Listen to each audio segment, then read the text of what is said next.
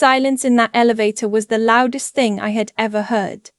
My mother-in-law stood 2 feet to my left, her arms crossed, her chin lifted the way it always was when she wanted everyone in the room to know she was better than them. My husband, her son, stood on my right, scrolling through his phone, pretending not to notice. He was good at that. He'd had 32 years of practice. The elevator doors opened to the 41st floor of the Meridian Grand, and I stepped out first. I want to tell you this story the right way, because for a long time I told it wrong. I told it the way people who have been made small tell their stories, which is to say, I left out the most important parts. I left out the part where I stood there and took it. I left out the part where I smiled. I left out the part where I said nothing, not because I had nothing to say, but because I was waiting. I had been waiting for 3 years.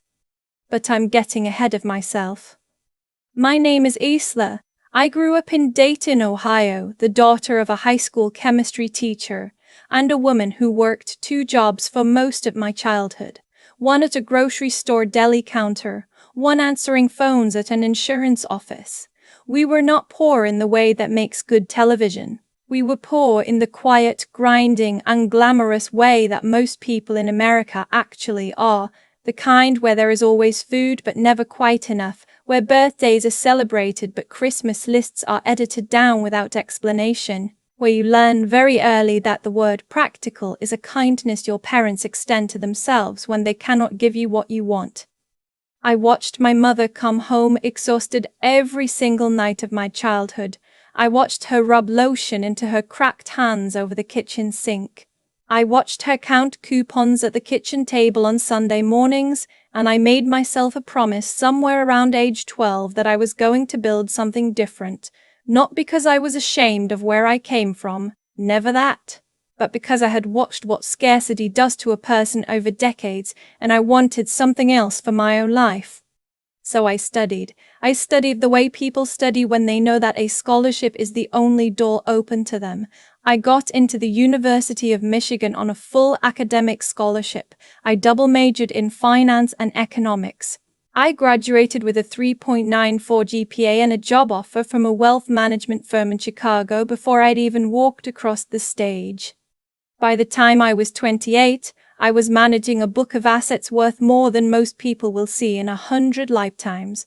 By the time I was 30, I had been promoted twice and was the youngest senior portfolio manager my firm had ever had. By the time I was 31, I met a man named Kevin at a charity gala, and I made the second biggest mistake of my life, which was falling in love with him before I really understood who his mother was. The biggest mistake was not leaving sooner. Kevin was warm and funny, and he looked at me the way no one had ever looked at me before, like I was both surprising and inevitable at the same time. Our first date lasted 6 hours. We talked about everything. He told me about growing up in Connecticut, about his family's old money, about his father who had died when he was 19 and left a hole in him that he was still, quietly, trying to fill. He told me about his mother, Margaret, in the careful way people describe someone they love and fear in equal measure. She's a lot, he said, smiling in a way that didn't quite reach his eyes, but she means well. I have heard those 4 words, she means well, more times than I can count. They are the 4 most dangerous words in the English language when it comes to mothers-in-law, because what they actually mean is, she doesn't mean well, but I need you to pretend she does. I met Margaret 3 months into dating Kevin. We had dinner at her house in Greenwich, a house that was less a home and more a statement, the kind of place designed to remind you of your position relative to the people who lived in it. She served dry chicken and expensive wine, and she asked me with a smile that never wavered where my family was from. Dayton, I said. Ohio, she said, as if completing a diagnosis. She spent the rest of dinner asking Kevin about people I didn't know, referencing events I hadn't been invited to, and laughing at jokes that required a shared history I would never have. I sat at that table for 3 hours and said approximately 40 words, Most of them thank you, and yes, it's lovely. Kevin drove us home and said, "She liked you." I looked out the window at the highway lights and said nothing. I should have said something then, I know that now. But I was 31 years old and I was in love, and I told myself the story I needed to tell myself, which was that it would get better, that she would warm up, that time and proximity and my own effort would eventually be enough. It wasn't. We got married 40 months later in a small ceremony in Vermont. Margaret wore a color that, when I look at the photos now, I can only describe as aggressive ivory, close enough to white to make a point, far enough away to deny it. She gave a toast at the rehearsal dinner that mentioned Kevin 12 times and mentioned me twice, once to note that I worked in finance, and once to say, with a laugh that the room politely echoed, that she supposed every family needed a numbers person. I smiled through that toast. I raised my glass. I drank my champagne. I was waiting. The years of our marriage were not bad exactly. Kevin and I were genuinely happy in the ways that matter. We laughed together, we built a life together, we supported each other through things I won't detail here because they belong to us. What was bad was Margaret, and the particular way she had of making me feel like a guest in my own marriage. She called Kevin's cell phone and not our home number. She addressed cards to Kevin alone. She referred to our apartment as Kevin's place. She asked him, in front of me at Thanksgiving the first year, whether he was eating enough, casting a sidelong glance at me as though I were personally responsible for any potential nutritional deficiency. Kevin always deflected. Kevin always smoothed it over. Kevin always said, "Later alone. She doesn't mean it the way it sounds." And I always said nothing, because I was still waiting, because I had a plan, and the plan required patience, and I am, whatever else I am, a patient woman. What Margaret didn't know, what she had never bothered to find out, was that 2 years into our marriage I had stopped being a senior portfolio manager at my firm in Chicago. I had left, not because I was pushed out, not because I failed, but because an opportunity had come along that I could not and did not walk away from. I had become a managing partner at one of the most quietly influential private equity firms in the country. We didn't advertise, we didn't seek press. We managed capital for a very small number of very significant clients, and we did it with an exactness and discretion that meant our name was known to exactly the people it needed to be known to, and no one else. I told Kevin everything, of course. Kevin was proud of me in a way that was uncomplicated and genuine, and I loved him for it. I did not tell Margaret. She had never asked what I did in any specific way. She referred to my work as Isla's job, always with that slight pause before the word job, as if the word itself were already a diminishment. I saw no reason to offer information she had shown no interest in acquiring. I was waiting. The occasion that broke everything open was not one I planned. That's the thing about the moment you've been building toward. It rarely arrives the way you imagined it. It arrives sideways, in an elevator on a Tuesday afternoon in October, when you're wearing heels that are slightly too high and your husband is looking at his phone. Kevin and I had flown to New York for what he thought was a dinner with some of my colleagues. A vague description I had offered deliberately. What it actually was the annual reception hosted by the Alderton Group, one of the most prestigious gatherings in private equity and institutional finance in the country, held each year at the Meridian Grand on Park Avenue. It was invitation only. The list was not public. The people in that room represented a combined portfolio of assets that would be nearly impossible to calculate, because most of it existed in forms and structures that never appeared in any public filing. I had been invited for the 3rd year running. This year I was also being asked to say a few words as a featured voice in a panel discussion on women in alternative investments. Margaret, as it happened, had been in New York visiting an old friend from her college days, and Kevin had, in that well-meaning but occasionally imprecise way of his, mentioned we would be in the city and invited her to have dinner with us beforehand. He had not mentioned where we would be going afterward. I had not corrected this omission. So there we were, the three of us in a town car pulling up to the Meridian Grand. Margaret had assumed, I think, that we were going to dinner at a hotel restaurant. A nice dinner.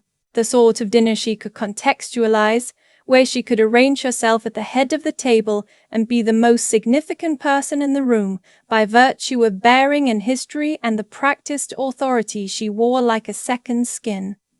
The town car stopped. The doorman opened the door, and Margaret stepped out onto Park Avenue and looked up at the Meridian Grand and allowed a small smile, because this was at least a building she recognized. We crossed the lobby. Kevin told the concierge we were here for the Alderton reception, and the concierge picked up the phone to confirm.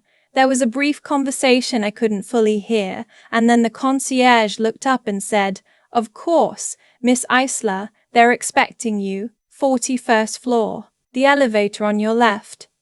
Margaret's expression didn't change, but something shifted behind her eyes. In the elevator, she arranged herself, squared her shoulders, lifted her chin. She turned to me and said, "And I want to be precise here, because the exact words matter." She said, "I hope this isn't one of those networking things where they make you wear a name tag all night. I always think they look so desperate." Kevin laughed a little. I smiled. The doors opened to the 41st floor, and I stepped out first. The room was already full. 300 people, maybe slightly more, in a space that managed to feel both expansive and intimate. The kind of room that costs a significant amount of money to arrange. There were people in that room whose names appeared regularly in the Wall Street Journal. There were people in that room who had restructured industries. There were people in that room who had, in quiet ways, shaped the financial architecture of the country. And then the woman who ran the reception, a tall woman named Harriet, who had known me for 4 years and who had the warmth and efficiency of someone who had spent decades making important people feel comfortable, crossed the room when she saw me come in. "Isla," she said with genuine brightness and took both my hands. "We're so glad you're here. You're on 8:15 for the panel. Can I get you set up in the green room first, or would you prefer to circulate?" "I'd like to circulate a bit first," I said. "Kevin, you remember Harriet?" Kevin shook her hand. "Of course. Good to see you again." Harriet looked at Margaret with a polite, inquiring smile. "This is my mother-in-law," I said. "Margaret." "Wonderful," said Harriet. "Welcome. Help yourself to anything at the bar, and please enjoy the evening." Then she leaned toward me slightly and said, "Secretary Calloway arrived about 10 minutes ago. He mentioned he was hoping to catch you before the panel." I said I'd find him shortly. Harriet moved away, and I turned to look at Margaret. She was standing very still. I watched her look around the room. I watched her try to locate herself in it, try to find the anchor she always used, which was the social hierarchy, the invisible but highly legible grid of who mattered and who didn't. The grid she had spent 64 years learning to read and position herself within. I watched her look at the room and realized slowly that she did not know how to read it, that the markers she relied on, certain last names, certain clubs, certain Connecticut postal codes, were not the currency being traded here.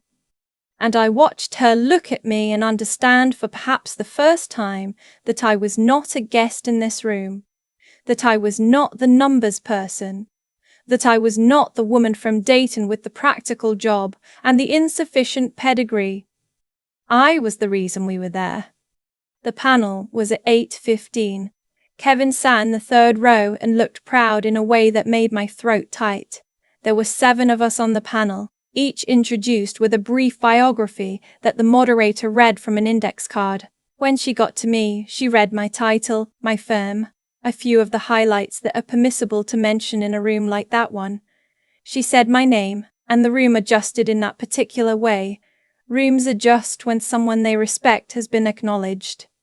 I spoke for about 12 minutes total. I talked about the specific challenges of building trust as a woman in a space that was not designed with you in mind. I talked about patience, about the long game, about learning to read a room without letting the room define you. I didn't look at Margaret while I said any of this, but I was aware of where she was sitting, near the back, next to Kevin, her hands folded in her lap. Afterward, there was applause and then the reception continued, and a man I had worked with 2 years ago on a deal that I am not able to describe in detail, found me at the bar and said, "Isla, that was exactly what this room needed to hear." I said thank you, I meant it. Later, near the end of the evening, Margaret found me by the windows that looked out over Park Avenue. She stood next to me for a moment without saying anything. This was unusual. Margaret always had something to say. Finally, she said, "I didn't know." I looked at her. "I know you didn't. Kevin never told me." "Kevin told you what I asked him to tell you," I said. Which was true. I had asked Kevin early on not to fill in the details for her. I had wanted her to find out the way people find out things that are true, not from a description, but from the thing itself. She was quiet for another moment. "Why didn't you say anything?" she asked. "All this time, why didn't you say anything?" I thought about how to answer that honestly. I thought about the dinner in Greenwich and the toast at the rehearsal dinner, and 3 years of small accumulated diminishments that she probably didn't even fully remember, and I would probably never fully forget. "Because it wasn't the right moment yet," I said. She looked at me for a long time. Then she looked back out at Park Avenue, at the lights moving far below, and she said, very quietly, "I owe you an apology." I didn't say "it's fine." I didn't say "don't worry about it." I didn't perform the absolution she was looking for, because she hadn't earned it yet, and I had spent too long performing things I didn't feel. I said, "Yes, you do." And then I picked up my glass and walked back toward my husband, who was laughing at something a man I liked very much had just said, and the night continued. That was 4 years ago. Margaret and I are not close, and I don't think we will ever be close, and I have made peace with that. What I will say is that she is different now, not transformed, not the ending of a movie, but different in the way people become different when a foundational assumption they have held for years turns out to be wrong. She asks about my work now. She asks real questions and she listens to the answers. She sent me a card on my birthday this year that said my name on the envelope, in her handwriting, alone, and no one else's. It is not a large thing, but it is a real one.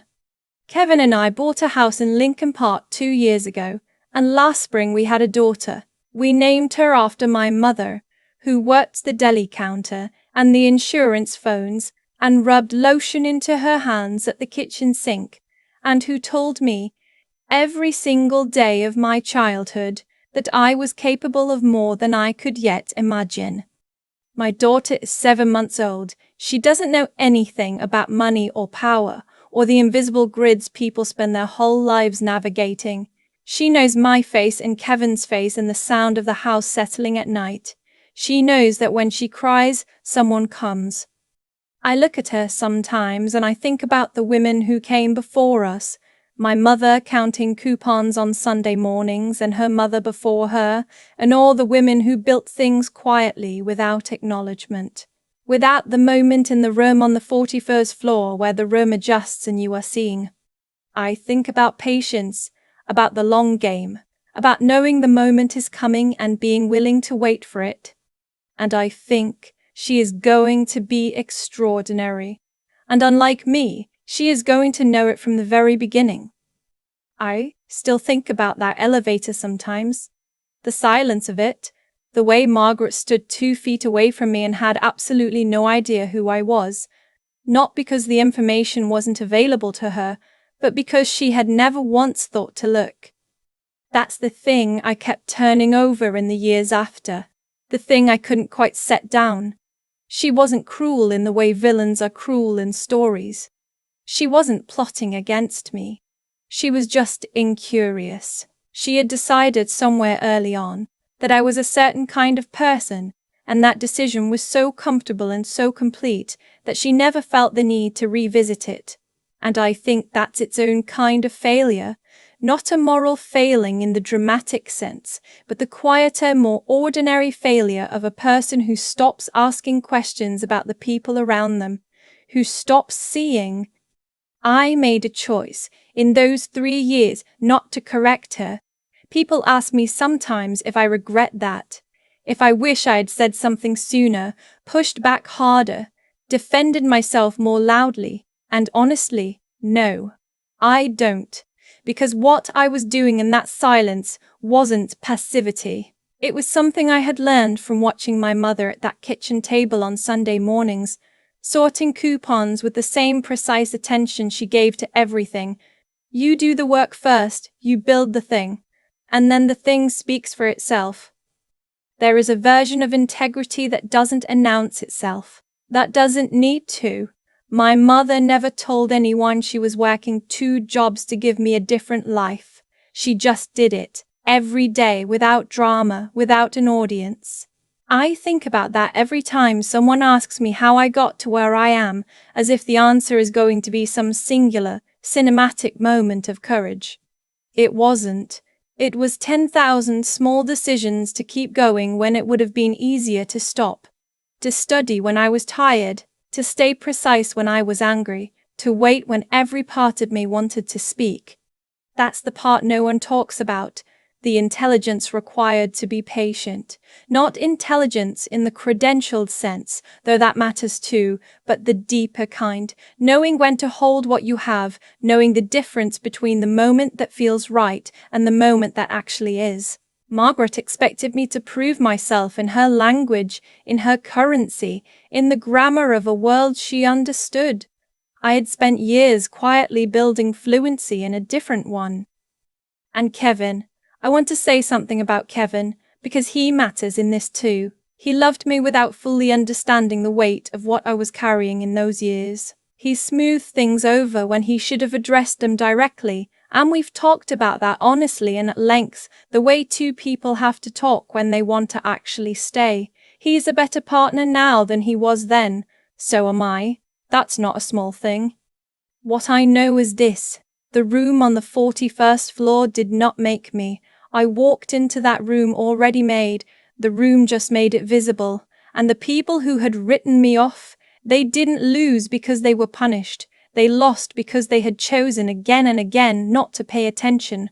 That's its own consequence. That's how it works.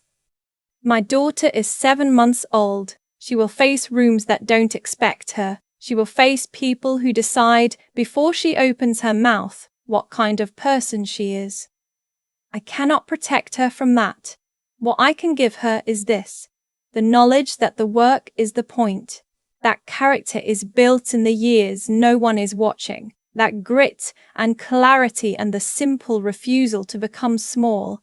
These are not weapons you deploy at the right moment. They are the person you become, slowly over time, in the choices no one sees. The moment in the room is just the proof.